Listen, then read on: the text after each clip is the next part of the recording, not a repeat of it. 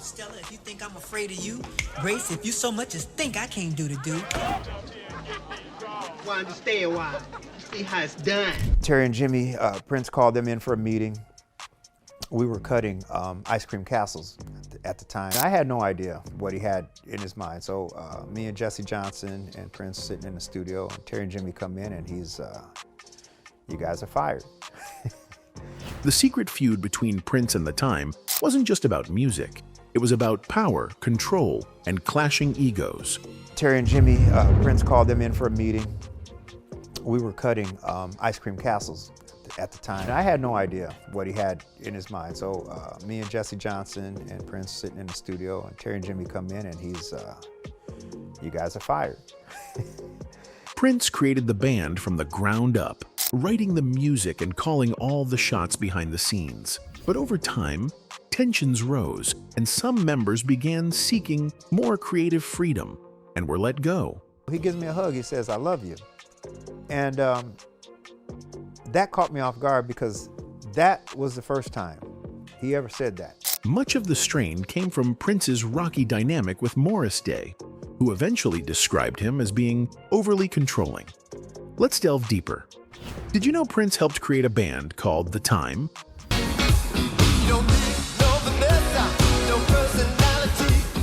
He worked with them, performed with them, and gave them hit songs. But behind the scenes, things were not as perfect as they seemed. There were arguments, hurt feelings, and a lot of control. Morris Day, the lead singer of The Time, later said Prince was a control freak. And Prince, surprise, surprise, fired you. I say surprise, surprise, because he's fired everybody at some point in time. Back in the day, he didn't want us to produce other groups, and we actually produced the SOS band. People didn't know how bad it was at first, but the truth slowly came out.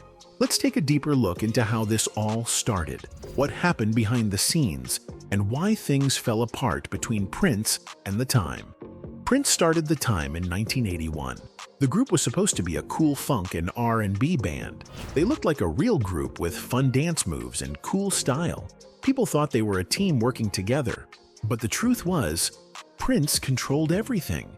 He wrote most of the songs, played most of the instruments, and even produced the albums by himself. He often did not even use his own name on the records. Instead, he used fake names like Jamie Starr, so people wouldn't know he was behind the music. The band performed the songs live, but Prince made all the decisions. Morris, the singer, and the rest of the group didn't really have a say in anything. They were more like workers than real band members. Even though they didn't have much power, The Time became very popular. They had big hits like Jungle Love and The Bird.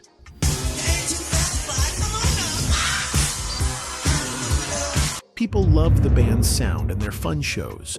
Fans thought the band members were all creating the music together.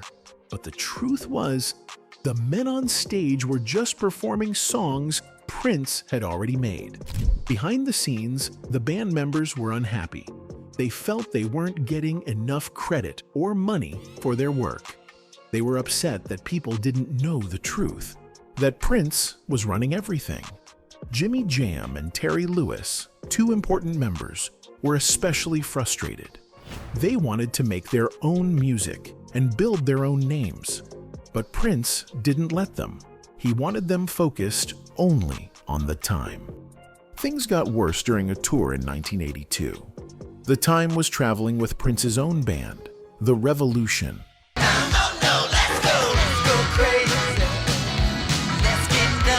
Prince saw how well The Time performed each night, and he didn't like the competition. He wanted to be the star. He didn't want anyone else to outshine him. The Time was told to play behind a curtain as the backup band for Vanity 6, another group Prince created.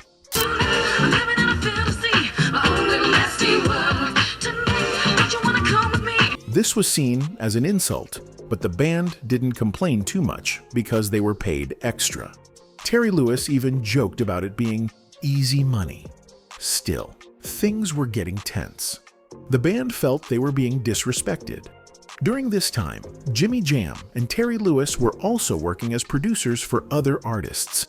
Back in the day, he didn't want us to produce other groups, and we actually produced the SOS Band. Yeah. And it was a song called Just Be Good to Me. And literally the same night that we were supposed to mix the SOS Band, we had gotten called to the studio by Prince. They were very talented and started helping groups like the SOS Band and Climax make great songs. But their side jobs started to become a problem. One day, they traveled to another city to work on a project. A snowstorm hit and they couldn't get back in time for one of the Times concerts. They missed the show, and Prince was furious. Prince believed in strict rules and total focus. To him, missing a concert was unacceptable. He expected full loyalty. I mean, I knew Terry and Jimmy were moonlighting, and I was like, awesome, because I really wanted to do the same thing. After that, Prince called a meeting while the band was working on a new album called Ice Cream Castle. Everyone showed up, including Jimmy Jam and Terry Lewis. Prince looked at them and said, "You guys are fired." He didn't discuss it. He didn't give them a second chance. Terry and Jimmy, Prince called them in for a meeting. We were cutting ice cream castles at the time. And I had no idea what he had in his mind. So me and Jesse Johnson and Prince sitting in the studio, and Terry and Jimmy come in, and he's, "You guys are fired." They were out of the band right then and there. Morris and Jesse Johnson, who were also in the room, just sat there. They didn't say anything. They couldn't stop it. Prince was the boss, and when he made a decision, nobody could change his mind. Jesse Johnson later said he didn't like how people kept getting fired. He wanted a stable group, but he knew there was nothing he could do. Morris later said that even though he was the face of the band, he didn't have any real power. Prince owned the production company that managed the time. That meant Prince had control over everything. If he wanted someone fired, they were fired. Morris couldn't argue or fight back, even if he disagreed with the choice. He had to stay quiet and move on. That's how things worked under Prince's control. Later, Prince said he didn't actually fire Jimmy Jam and Terry Lewis. In an interview, he claimed Morris came to him and asked for advice, and Prince simply gave his opinion. But people who were there at the time say that's not true. They say Prince was the one who made the final call and told them to leave. Morris didn't have that kind of power. Prince was in charge of everything. Years later, Jimmy Jam talked about the situation. He said Prince fired them quickly and without hesitation. He believed Prince was worried that they would take the sound of the time and give it to other artists. But Jimmy Jam said that wasn't true. He said the music he and Terry Lewis made later was different from what the time had done. They respected Prince's band and didn't want to copy it. They wanted to make their own path and do something new. And we kind of said, well, what are we going to do now? And we said, well, I guess we'll go mix the SOS Band record. That record ended up being a #1 record for us and kind of started our production career. Even though they had just been fired, the band kept working. That same night, they recorded a new song called Chili Sauce, which at the time was called Proposition 17. They worked through the night from 10 p.m. until 6 a.m. the next day. But the mood had changed. The band didn't feel the same. There was a sense that something special had been lost. The team didn't feel like a team anymore. After that, things slowly fell apart. Morris said he didn't feel the same about the band. It had once been his favorite group, but now it just didn't feel right. One by one, members started to leave. By the time Prince made his movie, Purple Rain, the time was a different band.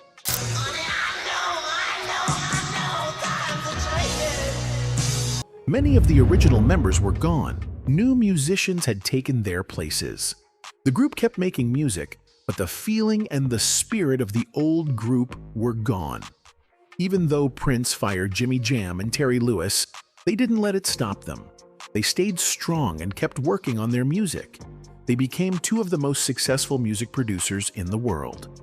They helped make hit songs for Janet Jackson, Mariah Carey, New Edition, and many others. They won Grammy Awards and built a strong career. Some people later said Prince may have made a mistake by letting them go. Jimmy Jam and Terry Lewis were very talented and had helped make the time great. But getting fired gave them a chance to grow and shine on their own. Terry likes to say that he didn't fire us, what he did was freed us. And that's a good way to look at it. Looking back now, it's clear that The Time was never just a normal band. It was Prince's project from the beginning. He wanted things done his way, and he didn't like losing control. While that gave The Time a strong start, it also caused pain and problems. The control Prince had over the group made it hard for others to grow.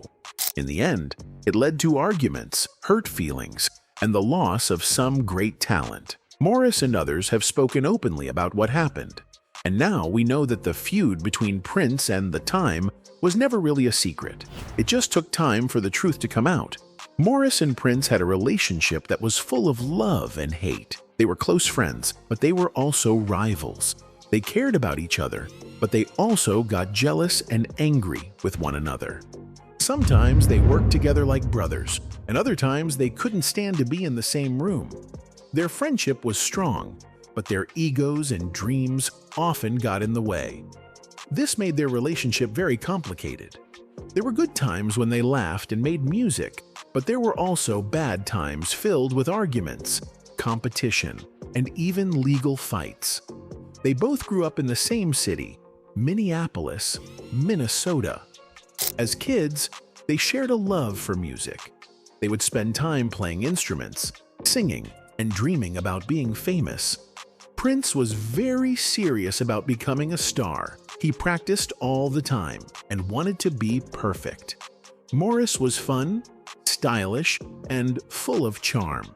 Together, they had a special bond through music. They were different, but they understood each other well. They started off as friends who helped each other, but things changed as they got older and more successful.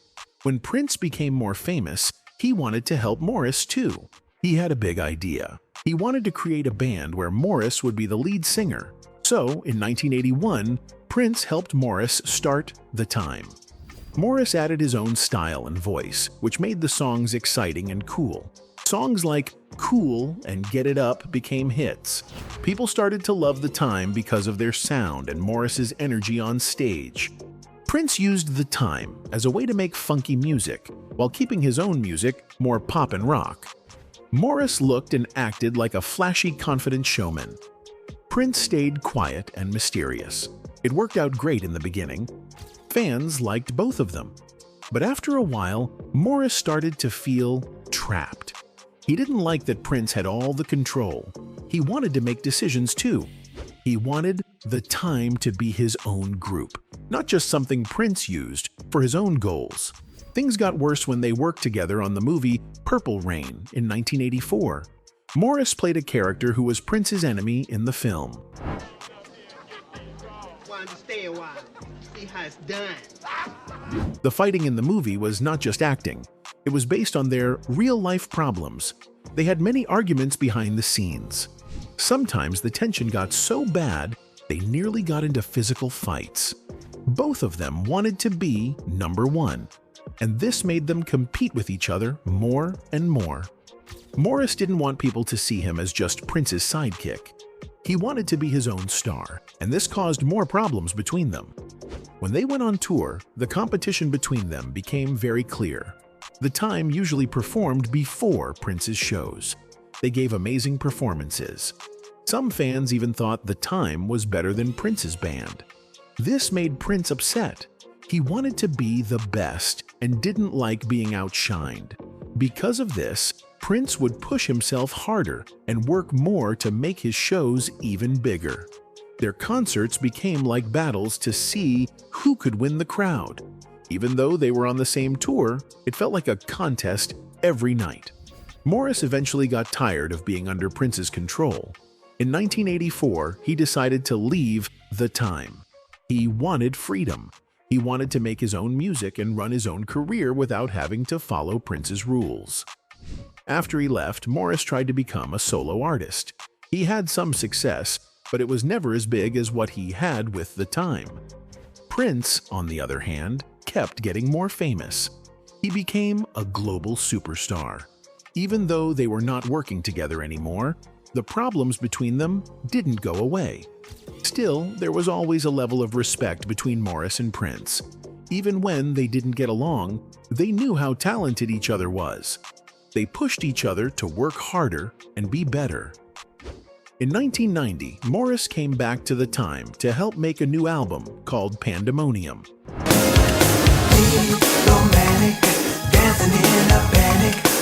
Prince wasn't directly involved with the group anymore, but his style and ideas could still be seen in the music. They worked together again, but the tension still existed. Over the years, both Morris and Prince talked about their friendship in interviews. They said it was full of ups and downs. Morris admitted that Prince gave him many chances to succeed. He was thankful for that, even though their relationship was hard at times.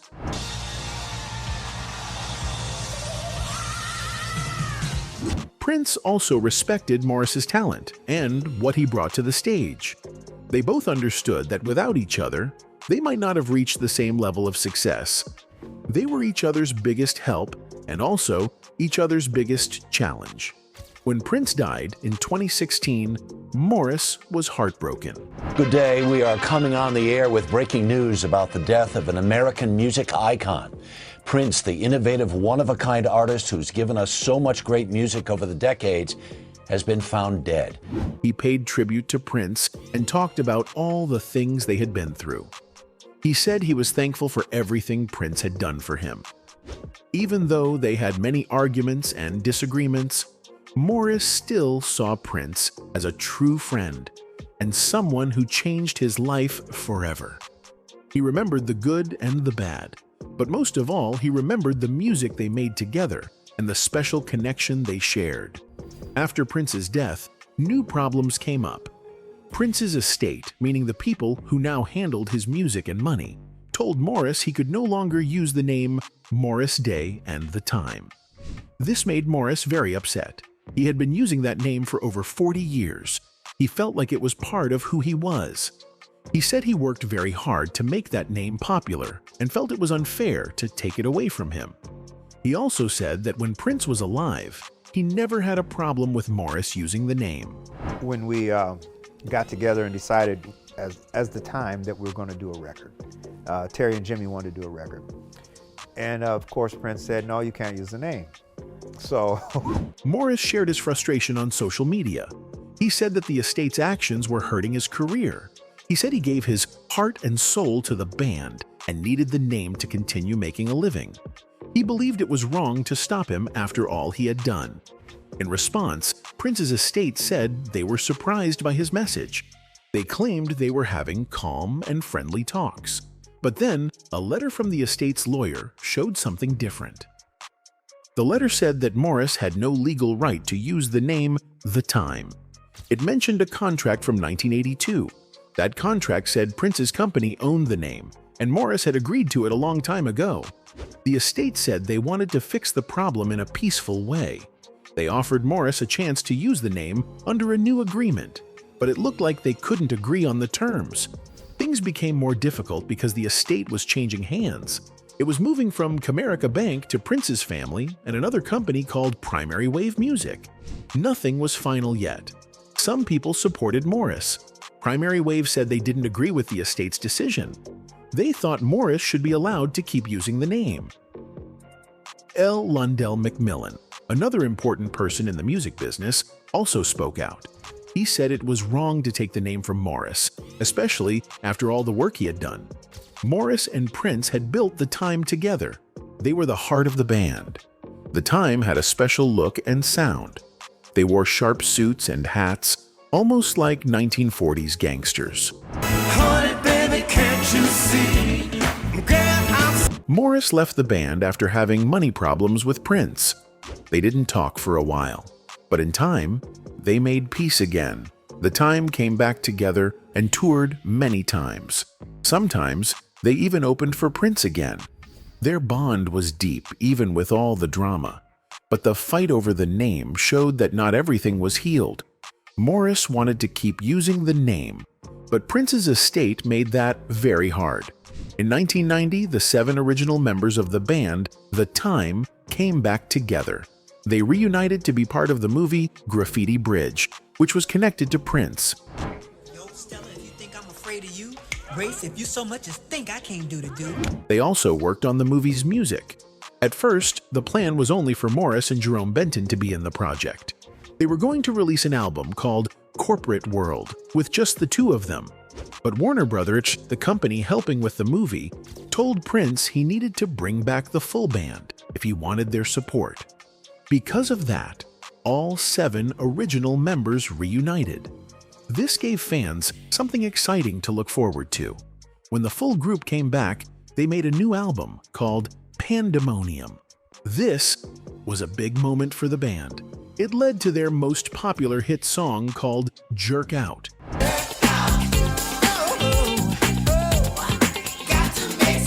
The album was special because all the band members helped make the music. Before this, Prince had most of the control over their albums. But with Pandemonium, everyone in the band gave ideas, played instruments, and had fun creating the songs. Band member Jimmy Jam said no one was forced to come back. They wanted to. He said the group had strong energy, and it felt like a party when they worked together. They were serious about music, but they also enjoyed themselves. Sadly, the happy reunion didn't last long. Problems came up again between members, and the group broke up. But Morris and Jerome stayed close. They worked together in small acting jobs and tried to stay in the spotlight. In 1995, some of the band got back together once more. This time, they added new musicians, including guitar and keyboard players. With this new version, they started touring again. They were now called Morris Day and The Time. They even appeared in the comedy movie Jay and Silent Bob Strike Back.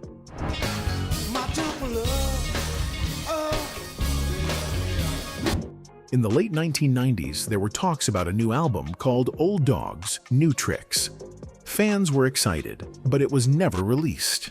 There were problems working with Prince again. In 2004, Morris released a solo album called It's About Time.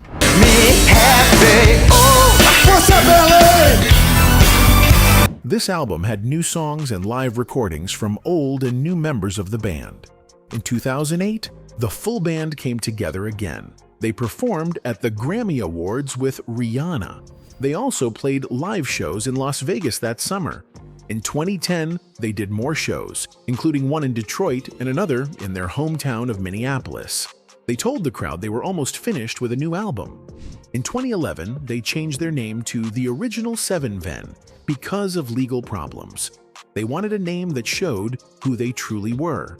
They released a new album called Condensate with a song called #Trendin'.